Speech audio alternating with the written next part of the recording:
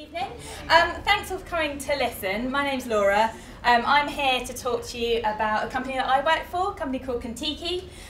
Just want to tell you a little bit about what we do, how we travel, the sort of trips that you can do with us, and why it might be a really good option for your next big trip or part of the next trip that you're planning.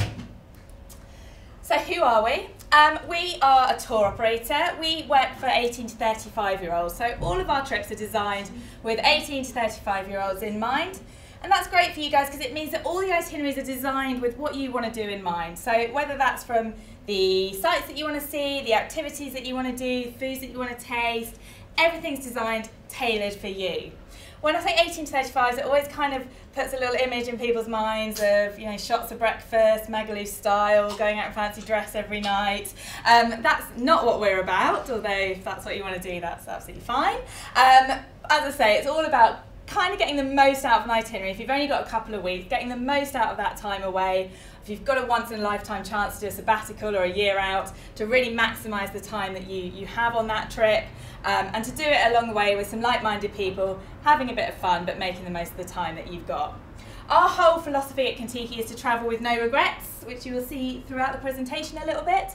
And really that's just a motivator to get out there and try something different, try something new that you might not have ever thought you'd try, whether that's something simple, just like a new food or a new drink, through to something crazy like throwing yourself out of a plane or whitewater rafting.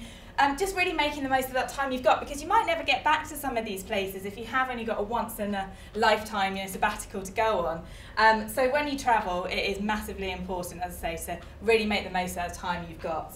I'm just going to show you a quick video just to kind of illustrate that a little bit more and show you what Contiki do and how we travel.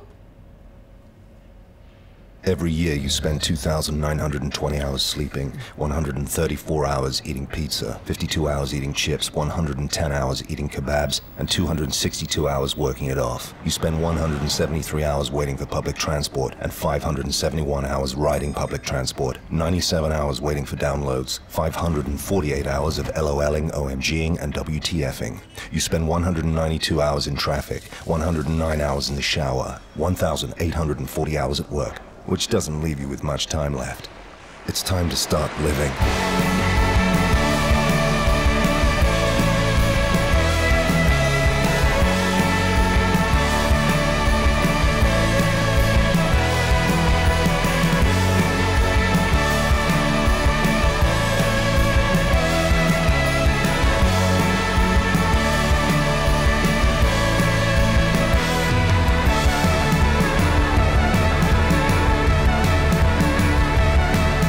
One life, one shot, so make it count. No regrets. Now I'm assured that all those figures are 100% accurate, so I'm not sure who actually tested them all out, but I'm guaranteed that they're all true. But what I think it just goes to kind of show really is, your time is precious. Someone told me the other day that if you've got a year off and you've got that chance to go travelling, that's like taking 30 years worth of normal people's holidays in one go. So when you think of it like that, that's like a crazy amount of stuff that you've got to fit into that year. And really, really, as I say, make the most of it, because when you are working full time, you only get 20 days holiday. You can fit in some great trips in a couple of weeks, but to have the luxury of doing that for a whole year really is amazing. So where can we actually travel with Contiki? We started off in Europe, the big orange blob, over 50 years ago now. We started by a Kiwi guy, and we've just kind of grown from there. So we still go all over Europe, so everything from camping trips throughout Central Europe, through to sailing in the Greek islands, or Turkey or Croatia, down into Australia, so we do everything on the East Coast, up to Northern Territory and the Red Centre, down into New Zealand and Fiji. Across to South America, we do Brazil and Argentina, up into Peru and Ecuador, over to the Galapagos Islands, then up into Central America, so if you want to see Costa Rica or Mexico, and finally up into North America and Canada. So we do a whole range of countries, whole range of itineraries, really something for whatever your budget is and for whatever your timescale is. There'll be an itinerary there to suit you. When I talk about our tours as well, I always try and say the word trip instead of tour, because I always think as soon as you say tour to someone, they get a really funny idea of everyone in matching baseball caps, or kind of holding hands, zigzagging through a city centre with like someone with a red umbrella at the front. Maybe 20 years ago that was the truth about tours, but nowadays, especially in the youth market, it couldn't be further from that. You get loads and loads of free time to go off and explore. You get free days all the time in the main cities and main destinations. It's just a way of helping you guys budget, so you know you're going to get everything in, because it's all your accommodation, all your transport paid for, a load of inclusions as well, so all the things you'd want to do, and then some extras as well. So I'm just going to kind of talk through briefly what we do and how we make it different for you with all those different elements. We try to give you what we call the Backstage Pass. So the Backstage Pass is just about giving you guys something a little bit extra. We like to travel with a little bit more comfort, so we're not really budget touring, we're not camping out under the stars every night, although we do that a little bit. We just want to give you that little bit of extra access to really make your trip really exclusive, really make it a once-in-a-lifetime memorable experience. And the first part of that is the accommodation. So the accommodation, really all you need to know is we choose the accommodation to best suit the area you're staying in. So when you're in a city centre, for example, we'll choose a decent, clean hotel or hostel right in the centre of that city or centre of that town. The reason we choose this is because, you know, you guys are going to be out sightseeing all day, you're going to be exploring the nightlife at night, you want to come back somewhere central that's clean, comfortable, you're going to get a few decent hours sleep, get up, do it all again the next day. It also means you're not going to be paying $20, $25 for a cab ride in and out, because it's, you know, 20 minutes, 30 minutes outside of the city. It's always going to be walkable or on a bus route or a tram route, so it's really easy for you to get back to. And we don't go in for massive dorm hostel rooms either. I said it's a little bit more comfortable than your very budget style of touring, so we always stay in twin or quad share. We don't go in for like 32-bed hostel rooms. There's not going to be any dodgy noises in the corner when you're trying to sleep. You all know what I mean. But as I say, it's just comfortable, clean, nice base to stay in the cities. Wouldn't use hotels all around the world, that would be really boring. So anywhere else, we always choose, again, the best sort of accommodation to make sure you get the most out of that destination. So in Australia, for example, one of my favourites on the East Coast, you're going to do a surf lesson. Even if you don't know it yet, you're going to do a surf lesson when you're in Australia. It's just one of those things. It creeps up on you. It creeps up on me all the time. You want to be staying on the beach for that surf lesson though. You don't want to be shuttling 20 minutes in and out to the beach. You want to fling open your doors and literally be out there paddling around on your surfboard or your sunbed if you're more like me and just want to lie on the beach within 2 minutes. Out on the waves all day, back to enjoy the bar and the company of your friends in the evening. When you're up in the Northern Territories, we sleep out under the stars in swags. Everyone know what a swag is? Anyone? It's like a big old pimped up sleeping bag, basically. So you sleep out under the stars, just completely unbroken stars under the sky. No one wants to do it at first because they think dingoes and spiders and God knows what else. Once you get out there, you don't even think about that sort of stuff. But it's, again, one of those really amazing, memorable moments of your trip. Once in a lifetime chance to do it. And when we're in the outback, you know, we go to a cattle station, something you might not be able to get if you're travelling independently. You know, you can't just sort of rock up to a cattle station. It's a real live working business and be like, you know, hey, show me your cows, please. Just doesn't really work that way, unfortunately. But when you're travelling on a tour, on a trip, that's the sort of opportunity you get. And it's really amazing to see the other side of Australia, you know, not just the beaches and the cities, but the actual real working Australia as well.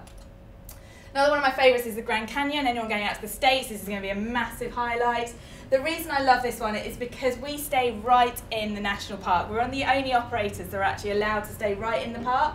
Certainly the only youth operator that do. We stay in a lodge on the North Rim, so it's fairly sort of basic accommodation. But the reason we choose to stay there is because you wake up with views like this every morning. Again, it's not, you know, an hour in and an hour out again. You're right there in the national park. If you guys have only got a 2-week holiday, that's not making the best use of your time being on a shuttle bus for all that time. You want to wake up and see that. You put that sort of picture on Facebook, you know, it's going to get you a lot of likes for something like that. That's pretty good. We try and give you options wherever possible as well. So Whit Sundays, a lot of people planning on going to Australia. Yeah, good. One of my favourites, as I said. Whit Sundays is a great one because it gives you the option. We always stay on Daydream Island, which is a really amazing 4-star resort. Again, it's a little bit of comfort for your travels. It's a break from a hostel. It's got beautiful pools, bars. You can sit back with a pina colada, do a bit of snorkeling. that's not recommended at the same time. That's not the sort of regrets we want. Or you can choose to upgrade and sail around on the racing yachts. Now the racing yachts are an amazing way to see the Whitsundays. You really get out there, really explore properly. But we know that not everyone is necessarily a boat person. You might prefer to stay on dry land. So we'll always give you the choice. I've got to say though, it's amazing how many people think they're not a boat person, and then they start the trip and they see the kind of cute group of Canadian guys at the back of the bus, or the Aussie girls at the back, and before you know it, by the time you get to the Whitsunday, it's like the biggest boat fans ever. But you've got the choice to upgrade as you want, basically. Second part of it is your travel. So we use a really mixed range of transport styles. In Europe, North America and Australia, our group sizes are larger. We're a large group operator. So we travel in coaches. Now the benefits of travelling in a larger group, so our average group size is about 40 people. It means there's always going to be someone who wants to do the same thing as you. If you're travelling on your own, which probably 60% of our travellers are solo, it's a really great way of travelling because it means there's going to be someone who wants to do the same as you. If you want to go out and have a night out, you want to go clubbing, you want to go bar hopping, you want to crawl in at 3 in the morning, large group, there'll be someone else who wants to do that. Likewise, next night you might want to chill out, just have a few beers, play some cards, sit on the beach. Again, in a large group, there's always going to be someone who wants to do that with you. In South America and Asia, group size is much, much smaller, sort of average size of 16, for example, in any of our Peru trips. So we can use a lot more local transport. So things like in Thailand, the overnight trains, junk boats in Vietnam, don't even know what that picture is. Oh, it's a tuk-tuk. Tuk-tuks all over the place. And in South America, we use a load of included flights as well because you're covering such a vast distance. The best use of your time is to fly. You know, rather than getting a 36-hour chicken bus journey where you're crammed in and don't get any sleep, and then you turn up to your next place with, you know, cranky and just wanting to have a nap. You arrive, you're making the most of your time, you're refreshed, you're ready to go and see the most out of that destination. Food, we include breakfast on all of our trips, so you're never going to go hungry. We also include a load of meals along the way, depending on what trip, depends how many you get included. The meals that we do include always tend to be real feature meals. So things like prime rib in Argentina, kangaroo steak in Australia, wichita grubs, if you really want to try a wichita grub, through to other things, you know, where you might not even try if you're travelling independently because you're a bit unsure of what it is you're ordering. You know, if you get that menu and it's written in a language that you can't even vaguely decipher, and you haven't got a clue if you're going to be ordering entrails or something really, really nice.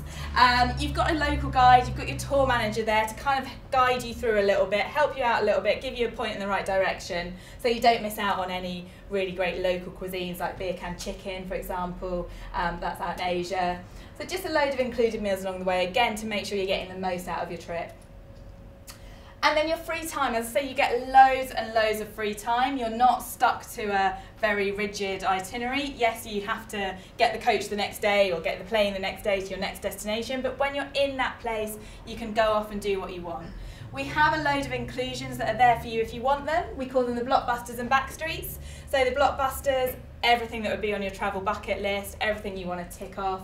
Things like going to the Statue of Liberty when you're in New York, going out to Fraser Island if you're on one of our East Coast Australia trips, seeing Angkor Wat temples when you're in Cambodia, through to really random little things that you might not even know existed. So the chance to do a tango class when you're in Argentina.